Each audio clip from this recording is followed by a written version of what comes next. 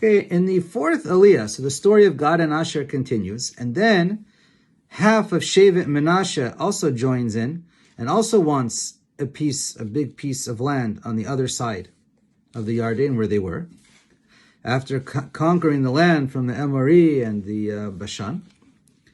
So then we learn an interesting halacha. So Moshe and the 2.5 Shvatim come up with an agreement that as long as they go and fight first, they actually are in the front lines when they start.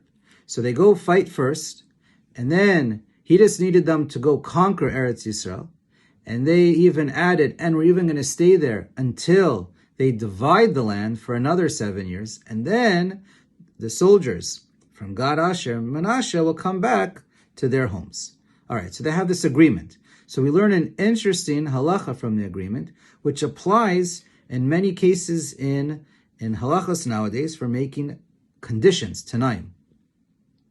For a normal tanai, in order for it to work, so we learn from here, it has to be hen kodem lelav. It has to be the positive before the negative. The hein before the love. And that's what we see by Moshe Rabbeinu. He tells them, if you're going to go cross the Yarden, go fight with the Jews in Eretz Canaan, then I'm going to let you not sin, and you're going to keep your land on the side of the Yarden that they're at right now.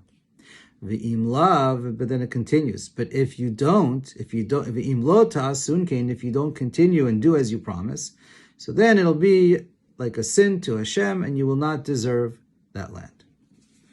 So that's an interesting halacha. Now, something else that's interesting we see is that when Moshe tells them that, okay, we have a deal, no problem, and since you're going to go travel first and fight first in the front lines, then you're not going to cause any problems, right, with the morale of the soldiers. So then he tells them, Benu arim litapchem v'gidrot litzonachem. First, build up the cities for your children, and then build up the fences for your flock.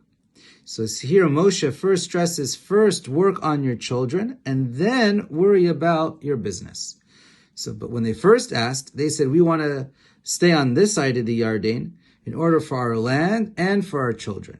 So Hashem is just reminding us of an important message that what comes first? It's our children, it's our family, it's showing them your love, giving them your time, your education, and your health.